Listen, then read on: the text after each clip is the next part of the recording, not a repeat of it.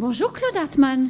Bonjour Anne-Constance. Merci d'avoir accepté notre invitation. J'ai souhaité que vous puissiez venir ce matin sur le plateau parce que nouveau préavis de grève dans l'entreprise que vous dirigez. Après un mois de décembre et début janvier compliqué, déjà sous pression avec une grève, la même intersyndicale redépose un préavis. Mais qu'est-ce qui ne va pas chez EDM ? En tout cas, vous avez raison de reparler un peu d'histoire, qui n'est pas de l'histoire ancienne, puisque c'est au tournant de l'année, au début d'année, qu'on a tous subi des coupures très profondes. On a souffert pendant 3 semaines. Et vous vous rappelez sûrement que cette grève qui était dans l'objectif d'améliorer les revenus dans une année avec une inflation forte, on s'en rappelle, cette grève, donc, pour l'argent, finalement, j'ai exigé à la fin et j'ai obtenu qu'on ne ferme pas les yeux sur les fautes lourdes qui ont pu être commises dans le cadre de la grève. En fait, alors, qu'est-ce que ça veut dire, les fautes lourdes commises dans le cadre de la grève ? Parce que pour le commun des mortels qui vous écoutent, c'est pas clair. J'ai envie de dire, oui, peut-être, mais tout ça est très aligné entre la loi, le ressenti des clients et nos règles internes. En fait, il n'est pas permis de manœuvrer des réseaux et de couper des clients. C'est puni par la loi, il y a des amendes là-dessus. Et ce n'est pas permis, bien sûr, par le règlement interne. On n'est pas payé, nous, pour couper les clients. Et les clients ne le supportent pas. Donc ça fait, tout est aligné. Surtout quand c'est le soir de Noël, surtout quand c'est le soir du Nouvel An. Effectivement, il y a des contextes encore plus difficiles que d'autres. Mais une fois qu'on a dit ça, voilà, ça c'est une faute lourde. Une autre faute lourde, c'est de détruire des biens publics, parce que je rappelle que le réseau d'électricité est un bien public. Il appartient en fait au CD, c'est une concession. Peut-être peu de gens le savent, et qu'on en a pour près de 500 000 € de dégâts. C'est faute lourde. Mais ça, on ne sait pas, Claude, si ce sont des agents d'EDM qui ont, pour l'instant... La question était, est-ce que c'est des fautes ? C'est quoi des fautes lourdes ? Oui. C'est ça. D'ailleurs, dans le même protocole de fin de conflit, le 12 janvier, nous écrivions, je dis nous parce que l'intersyndicale était avec moi, nous écrivions que, donc à l'exclusion des fautes lourdes, parce qu'on disait que il n'y aura pas de répression, et c'est vrai, il n'y aura pas de discrimination, et c'est vrai, il n'y aura pas de suite, si vous voulez, à la grève, sauf, exception faite, des fautes lourdes, dont on vient de parler. Et il y a dans la même phrase, il y a écrit, quand les auteurs sont identifiés de manière incontestable, c'est-à-dire qu'on n'est pas sur de ressenti, on n'est pas sur de je suppose, ou des choses comme ça, on est sur des faits. Et donc, on est maintenant dans cette phase-là, puisque, eh bien, il y a 2 salariés qui sont identifiés comme... Alors, je dis potentiellement parce qu'en fait, on a les principes disciplinaires à EDM et dans toute entreprise qui dépend de la branche IEG, EDF par exemple, c'est des textes très consistants qui prévoient largement les droits de la défense. En ce sens qu'on écoute plusieurs fois les salariés qui peuvent expliquer leur point de vue. On fait une vraie enquête avec des témoignages. Donc, tout le monde peut témoigner. Enfin, voilà, on constitue un dossier. Et ce dossier est mis à disposition des salariés et de leurs défenseurs. Et ensuite, on passe en commission de discipline qui est paritaire. C'est-à-dire qu'il y a autant de représentants des syndicats que des représentants de la direction. Et là encore, il y a une nouvelle fois des débats pour savoir oui, non, machin. Et ensuite, le directeur peut décider d'une sanction ou pas, s'il estime qu'il n'y a pas besoin de faire de sanction. Et ensuite, il y a un appel à Paris. Donc vous voyez que c'est un processus qui prend un peu de temps, qui est un peu structuré. C'est pas du genre « Ah tiens, je crois que tu as fait quelque chose, ce soir je te vire ». Non, d'abord c'est pas du tout synonyme de licenciement, c'est juste on examine un cas et puis on statue sur l'éventuelle sanction par rapport à la faute. Pendant le mouvement donc de décembre et de janvier, vous aviez pour déposer plusieurs plaintes auprès des autorités compétentes pour des casses de matériel. Est-ce que vous savez où en sont ces plaintes ? Et donc les enquêtes derrière qui ont été conduites ? En même temps, je n'ai pas à le savoir. Je ne le sais pas. Et la justice n'est pas obligée de me le dire, parce qu'on est dans une phase où, j'imagine, que les enquêtes se poursuivent. Et je pense que nous déposerons plainte une 2e fois, exactement le 12 avril d'ailleurs, au début avril, si rien n'est fait d'ici là. C'est-à-dire si rien ne sort, on a le droit, en tant que citoyen, tout le monde peut déposer une 2e plainte s'il estime que la justice n'a pas donné suite à sa première plainte. Et d'ailleurs, dans ce cas-là, on se constitue partie civile et on a accès au dossier. Donc à ce moment-là, je pourrais vous dire ce qui s'est passé. Pour l'instant, je ne le peux pas, Bon, et donc, en fait, les 2 salariés dont on parle, c'est des... Comment dirais-je, c'est des preuves internes qu'on a, c'est des photos, c'est des témoignages, ça n'est pas lié du tout à l'action de gendarmerie. D'accord. Alors, les organisations syndicales, donc de votre intersyndicale que j'ai contacté évidemment, parlent de 20 salariés qui auraient été déplacés de fonctions vers d'autres fonctions et eux considèrent que ce sont des sanctions disciplinaires comme étant des suites de la grève. Oui, ce sont des vrais mensonges. Personne n'a été changé de poste à la suite de la grève. Quand je dis personne, c'est personne. C'est pas 1, c'est pas 20, c'est 0. Et à l'inverse, j'ai reçu dans mon bureau effectivement un peu plus d'une vingtaine de salariés, mais pour lesquels j'ai fait si je les ai invités à un rappel à l'ordre. Qu'est-ce que c'est ? Ça, c'est la règle, c'est de ne pas couper le client. Je le rappelle. Pourquoi qu'est-ce que ça peut générer éventuellement comme sanction dans un avenir et quelque part, c'est de la pédagogie pour ne pas que ça se reproduise. On est dans une logique, non pas de sanction, mais de pédagogie, d'explication. J'ajoute, excusez-moi, et c'est important, parce qu'on ne l'a pas encore dit, dans le contexte, et je le répète, le contexte tellement tendu, et je ne parle pas de l'interne d'EDM, je parle des clients, je parle des Mahorais. De début janvier, moi je pense que personne n'imagine que j'abandonne les démarches. Je pense que personne n'imagine que j'abandonne les démarches. Donc je continue, et je continue proprement, puisque je le répète, on a des règles très strictes qui encadrent à l'interne toute action disciplinaire. Et donc pour l'instant, il n'y a que 2 personnes qui sont dans un processus disciplinaire, et non pas 20, ou que sais-je, ou 100. C'est 2. Claude Hartmann, préavis de grève déposé, donc je suppose que vous allez inviter les organisations syndicales à une négociation ou à une réunion de travail, je pense.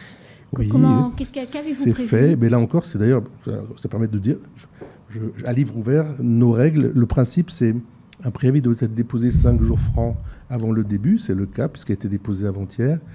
Et je suis tenu de recevoir les syndicats qui appellent à un préavis de grève dans l'intervalle pour voir comment on peut éventuellement éviter ou structurer peut-être, c'est-à-dire se dire on ne coupera pas ou se dire voilà la manière de... Comment ça va se passer ? Exactement, comment ça va se passer. Donc ça c'est demain, vendredi, 14h30. D'accord. Vous allez donc les recevoir, mais le vendredi, ils ne travaillent pas ? Si, EDM travaille, on a des horaires... on va dire pour certains qui se terminent à certaines heures, mais ni une direction ni des syndicats n'ont d'horaire. On peut se rencontrer le samedi, le dimanche, là c'est le vendredi. C'est le principe de la négociation. Sachant, moi je ne voulais pas attendre le lundi parce que ça faisait un petit peu tard, je trouve, par rapport à un mouvement qui doit commencer mardi. On se rappelle d'ailleurs mardi aussi que c'est le journée retraite, donc c'est un peu un mélange, bon peu importe. Mais je ne voulais pas attendre le lundi parce que ça faisait un peu dernière limite, quoi. Donc ça s'imposait le vendredi. Il se trouvait que le vendredi, il y avait plein d'autres engagements et donc c'est l'après-midi. Alors pour changer de sujet, parce que EDM, ce n'est pas que des mouvements de grève, c'est aussi du développement.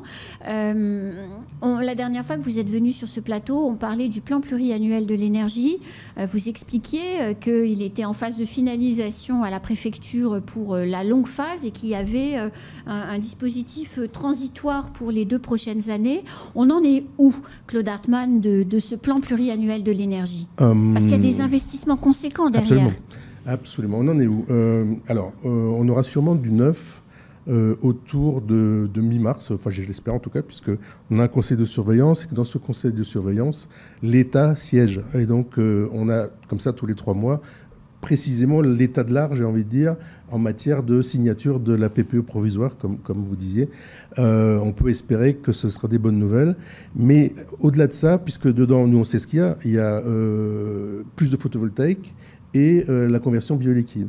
Plus de photovoltaïque, on est dessus. EDM pousse les feux, on signe des contrats, on réalise. Et donc ça, j'ai envie de dire, ça avance presque indépendamment. Ce qui est bien dans la PPE, c'est qu'il y aurait plus de possibilités. Le régulateur demanderait un peu plus de quantité. Bon, elle n'est pas sortie, mais ça n'empêche pas d'avancer aujourd'hui.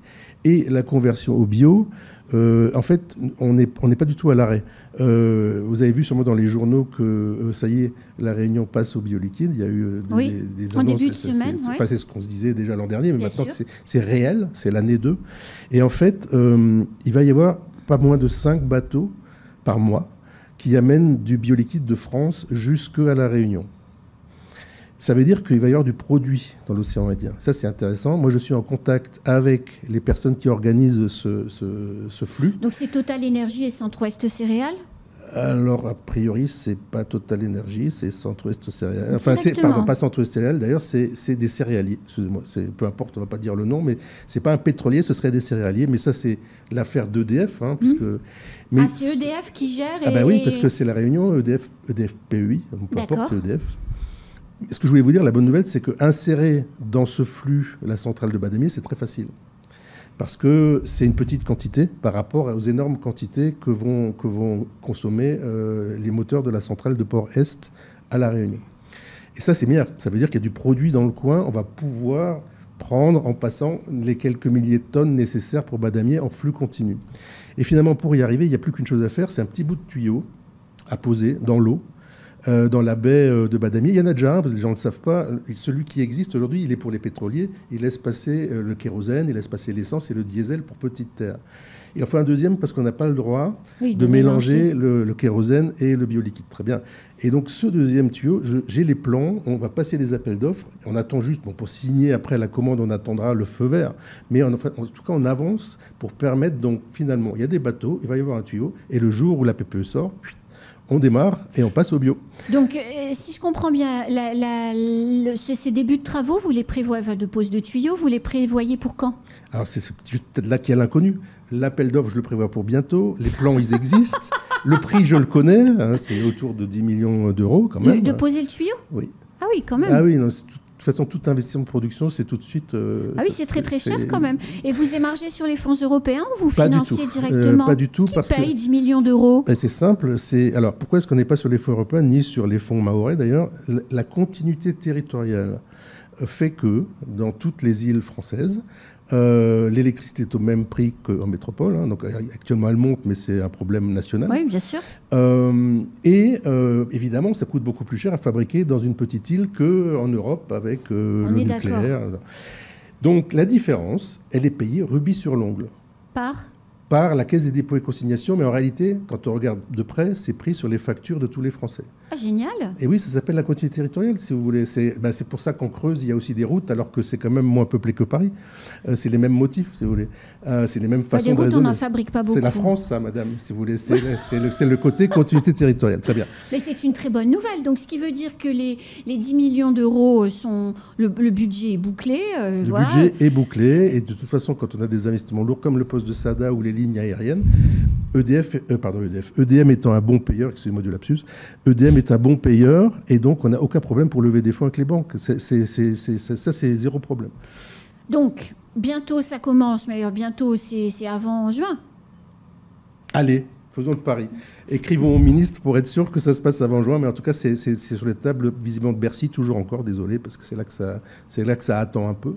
Mais en tout cas, dès que ça redescend, on inaugure la pose du tuyau et ensuite on inaugure la marche au bioliquide. Qui pourrait, dans votre esprit, intervenir avant la fin de l'année ou début de l'année prochaine? Non, c'est pas réaliste parce que, en fait, vous avez vu le prix du tuyau, comme ça, on se dit c'est juste un tube. Oui, c'est juste un tube, oui, mais il faut le poser quand à 10 même. millions, on se doute qu'il y a un peu de travail.